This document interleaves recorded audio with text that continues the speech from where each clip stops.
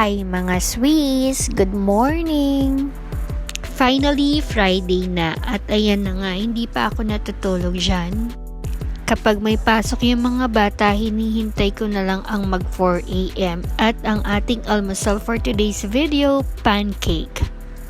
Isa ito sa mga paboritong pagkain ng mga bata at ayan, nakapag-init na rin ako ng tubig panligo dyan. So, pinasangkap ko sa mama ko itong pancake mix. Nilagyan niya rin ng butter.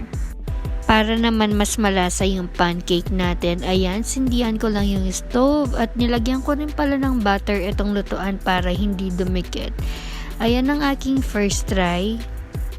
Heto nga rin pala yung ginamit kong lutuan kasi wala lang, gusto ko lang, bakit ba?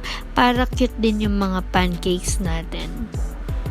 Ayan, no bashing for fun only. Hindi ako cookerist at hindi rin ako bakerist. First try, fail. Syempre, just because nagkamali tayo ng una, susuko na tayo. Meron pang second try yan, mga Swiss. Ayan, sa second try ko, mas maganda na yung hulma niya. Ayan, perfect. Kung mapapansin nyo, medyo damage pa yung sa right side, pero pwede na yan compare din sa kanina. Ayan, ang dami nating nagawang pancakes, mga Swiss. At syempre naman, hindi mawawala ang ating favorite pancake syrup. Clara Ole, baka naman. At ayan na nga si ate, nakaligo na din siya.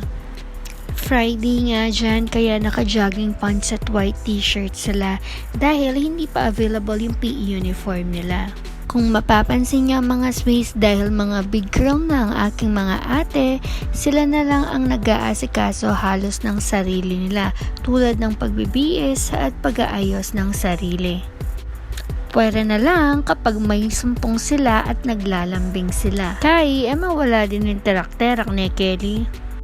Naglakad lang din kami ulit dyan mga Swiss. Ayan, ang aga pa. Hetong si Ate Kelly, tuwang-tuwa kapag naglalakad at hinahatid ko sila sa school, Bagyana, Kapad. Pagkahatid ko, umuwi na din ako. Tapos, ayan, dahil walang maghahatid sa kanya, ako na ang naghatid. Dahil 6:30 na nga dyan, kaya nag-tricycle na kami, late na siya. Minsan nakakonsensya ako kasi sinasabi ng baby boy ko, hindi ko daw siya sinusundo sa school dahil nga uwian niya ay sleeping time ko na. Ayan, pag uwi ko ng bahay, ang ganda ng araw. Pagkahatid ko ng school, nagmumuni-muni pa ako dyan at ayan, ang kalat ng kwarto ko, minsan kwarto, minsan bodega. Nangalkal pa ako dyan kasi may nag-order. At ayun, hindi pa nga ako makatulog kaya naglaba muna ako. Huwag kayong mag-alala mga Swiss, tagahulog lang ako ng damit dyan. Pero yung nagsasampay yung mama ko kasi matutulog na ako pagkatapos nito.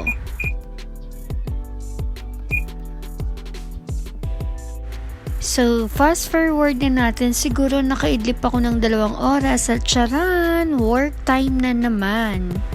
Bala mo robot, tamo ni mga mami, tamo na ragubalo na nung una, tamo nung obra manatadaan ako na. Kapag lunch break ko, since 1 oras yon, ayan, binibigyan ko sila ng gagawin, everyday yan.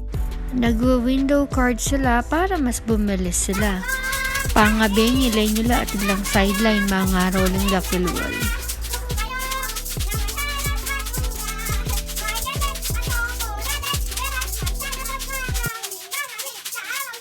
Iyon lang for today's video. Thank you for watching mga Swiss. Bye bye.